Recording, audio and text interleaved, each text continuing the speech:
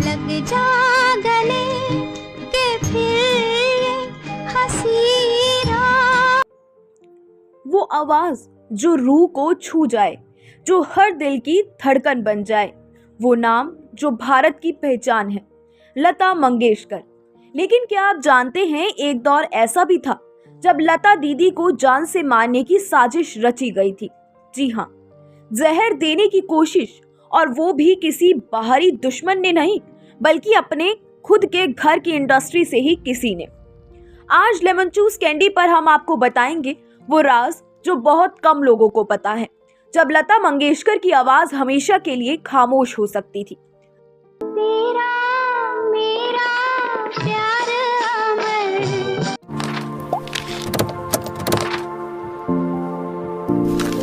साल 1962, लता मंगेशकर उस समय इंडस्ट्री की सबसे मशहूर गायिका में से एक बन चुकी थी।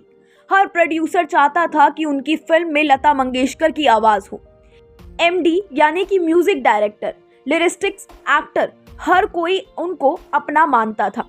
लेकिन जैसे जैसे उनका कद बढ़ रहा था, इंडस्ट्री के कुछ लोगों की जलन भी बढ़ती जा रही थी। कुछ लोग मानते थे कि लता जी हर गाना गा लेती हैं और बाकी सिंगर्स को मौका ही नहीं मिलता। झिम गिरे सावन, सुलग सुलग जाए। एक दिन अचानक लता जी की तबीयत बहुत ज्यादा खराब हो गई। उल्टियां, तेज पेट में दर्द, कमजोरी और हालत इतनी बिगड़ गई कि डॉक्टर तक को समझ नहीं आया कि आखिरकार हुआ क्या है। डॉक्टर्स ने जब कुछ दिन की जांच की तो चौंका देने वाली बात सामने आई। लता मंगेशकर को धीरे धीरे जहर दिया जा रहा था।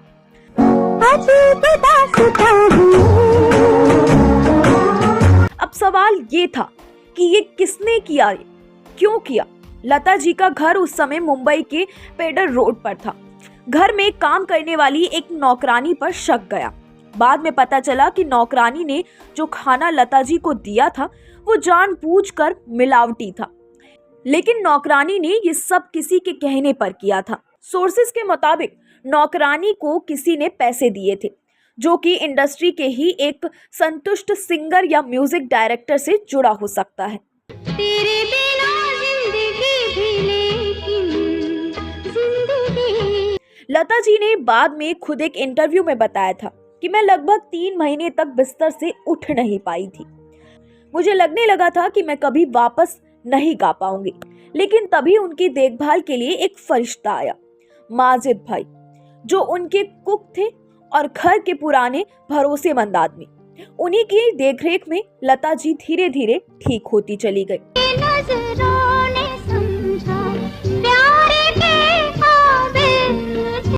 3 महीने बाद लता जी स्टूडियो लौटी और जो पहला गाना उन्होंने गाया वो था कहीं दीप जले कहीं दिल। फिल्म थी 20 साल बाद और म्यूजिक दिया था हेमंत कुमार ने। ये गाना सिर्फ सुपरहिट ट्रैक नहीं था, बल्कि ये गाना था लता जी के वापसी का ऐलान। कहीं दीप जले कहीं दिल। अब सवाल ये भी उठता है कि अगर जहर देने की कोशिश हुई थी तो पुलिस केस क्यों नहीं हुआ। कहा जाता है कि लता जी बेहद शांत स्वभाव की थी। उन्होंने अपने पिता की एक सीख को हमेशा माना, कभी किसी से बदला मत लेना, वक्त सब सीख लेता है, इसलिए उन्होंने केस नहीं किया। इस घटना के बाद लता जी थोड़ी रिजर्व्ड हो गई। उन्होंने खाना भी घर में ही बनवाना शुरू कर दिया और पब्लिक इवेंट से भी दूरी बना ली। इंडस्ट्री में भी ये खबर धीरे धीरे फैलती चली गई, लेकिन किसी ने खुलकर कुछ नहीं कहा। इस कठिन दौर में अगर किसी ने उनका साथ सबसे ज्यादा दिया है तो वो थी उनकी छोटी बहन आशा भोसले। लता जी के लिए प्रोजेक्ट्स वापस शेड्यूल करवाए और उनके लिए आवाज उठाई। उनकी बहन की ये लड़ाई दोनों के रिश्तों को और मजबूत कर गई। इस साजिश का जिक्र खुद लता जी ने सालों बाद एक इंटरव्यू में किया था। सुना आंगन था जीवन मेरा। उन्होंने नाम नहीं लिया, लेकिन इशारों में बताया कि इंडस्ट्री के कुछ लोगों को उनका टैलेंट पसंद नहीं था, जिन्होंने भारत को एक सुर दिया, जिनकी आवाज ने हमें रोना, हंसना, प्यार करना सिखाया। उन्हें भी जिंदगी में ऐसा अंधेरा देखना पड़ा था, लेकिन वो रही लता मंगेशकर, एक ऐसी शख्सियत जो हर साजिश से ऊपर उठी और बन गई भारत की स्वर कोकिला। मेरा दिल ये पुकारे आजा। इस दौर में एक और नाम सामने आता है जिन्होंने लता जी को बेहद ही संभाला, वो है राज कपूर साहब। राज कपूर को लता जी की आवाज पर बेहद विश्वास था। जब उन्हें पता चला कि लता जी बीमार हैं, तो उन्होंने रोज अपने ड्राइवर को भेजा खाने, दवाइयों और मैसेज के साथ।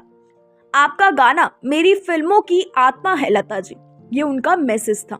लता जी का कहना था कि जब उन्होंने 3 महीनों के बाद जब पहली बार रियाज करने की कोशिश की तो उनकी आवाज कांप रही थी। वो घंटों तक अपने कमरे में बैठकर बस सारे गामा करती रहीं। उन्होंने अपने पुराने गुरु पंडित तुलसीदास शर्मा से दोबारा मुलाकात की और फिर से सुर की साधना शुरू की।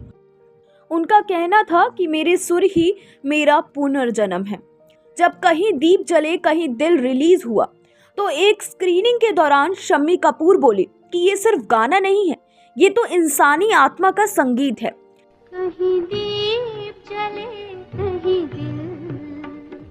लता जी की इस वापसी ने पूरे बॉलीवुड को झंझोड़ कर रख दिया था। जो लोग उनके खत्म होने की उम्मीद कर रहे थे, अब वही लोग उनके पैरों में झुके। क्या आप जानते हैं कि लता मंगेशकर को पहले ऑल इंडिया रेडियो से रिजेक्ट कर दिया गया था? कारण था कि बहुत पतली आवाज।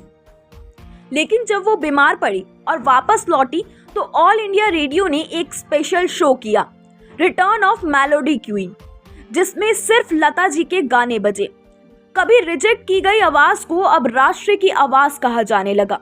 लता मंगेशकर अपनी ऑटोबायोग्राफी नहीं लिख पाई, लेकिन जब उनके एक बहुत करीबी दोस्त यतेंद्र मिश्रा ने उनकी जीवनी लिखी तो उसमें उन्होंने एक घटना भी दर्ज की। किताब का नाम था लता सुरगाथा। उसमें सिर्फ लिखा है कि हर महानता की राह में कांटे होते हैं, और लता जी के सुरों में वो दर्द भी था जो उन्होंने दुनिया से छिपाया। जो वादा किया वो निभाना पड़ेगा। लता जी की इस घटना के बारे में आज के कलाकार जैसे कि श्रेया घोषाल, अरिजीत सिंह और सुनिधि चौहान ने भी रिएक्शन दिया है। श्रेया ने एक बार कहा था कि अगर वो हार जाती तो हम सबका संगीत अधूरा रह जाता।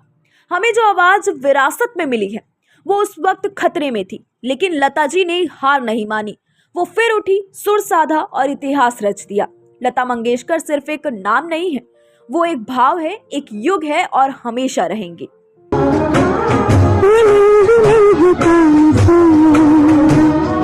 अगर आपको ये कहानी अच्छी लगी हो तो लाइक, शेयर, कमेंट जरूर करें और हमारे चैनल लेमन चूस कैंडी को सब्सक्राइब करना मत भूलना।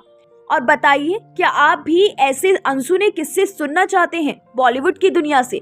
तो जुड़े रहिए लेमन चूस कैंडी के साथ, जहां हर कहानी है बॉलीवुड की अनकही दास्तां।